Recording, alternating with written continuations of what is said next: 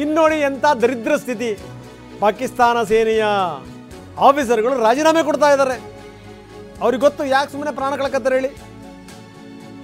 ಯುದ್ಧ ದೊಡ್ಡ ಮಟ್ಟದಲ್ಲಿ ಆಯಿತು ಅಂತಂದರೆ ಭಾರತ ಬೆಂಡೆತ್ತುವಂಥದ್ದು ಪಕ್ಕ. ಹೀಗಾಗಿ ಮುನೀರ್ ವಿರುದ್ಧ ದಂಗೆ ಎದ್ದಿದ್ದಾರೆ.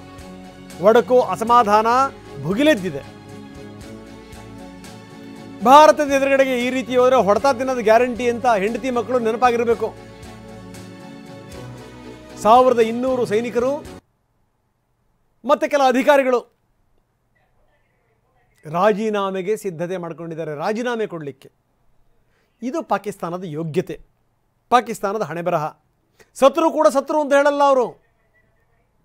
ಸತ್ತಂಥ ಸೈನಿಕರನ್ನ ಅವ್ರ ಮನೆ ಮುಟ್ಟಿಸಲ್ಲ. ಅವ್ರ ಹೆಣಗಳನ್ನು ನಾಯಿಪಾಡು ನೆಗೆದು ಬಿದ್ದು ಸಾಯ್ಬೇಕವರು. ನನ್ನ ಬಿಸ್ನೆಸ್ಗೆ GST ನೋಟಿಸ್ ಬಂದಿದೆ, ಏನ್ ಮಾಡ್ಬೇಕು ಅಂತ ಗೊತ್ತಾಗ್ತಿಲ್ಲ. ಇಮಿಡಿಯೇಟ್ಲಿ ಒಬ್ಬ GST ಎಕ್ಸ್ಪರ್ಟ್ ಹತ್ರ ಮಾತಾಡು. ಎಲ್ಲಿ ಹುಡುಕೋದು? ಬಾಸ್ ವಾಲಾ ಬಿ ದ ಬಾಸ್. ಇನ್ನು ಯಾವ ನಂಬಿಕೆ ಮೇಲೆ ಇಂಥ ಒಬ್ಬ ದರಿದ್ರ ಸೇನಾಧಿಕಾರಿನ ಇಟ್ಕೊಂಡು ಯುದ್ಧ ಮಾಡ್ತಾರೆ? ಅಲ್ಲಿ ಶಿಯಾನೋ ಸುನ್ನಿನೋ ಈ ಒಂದು ಸಂಗತಿನೂ ಕೂಡ ಇದೆ.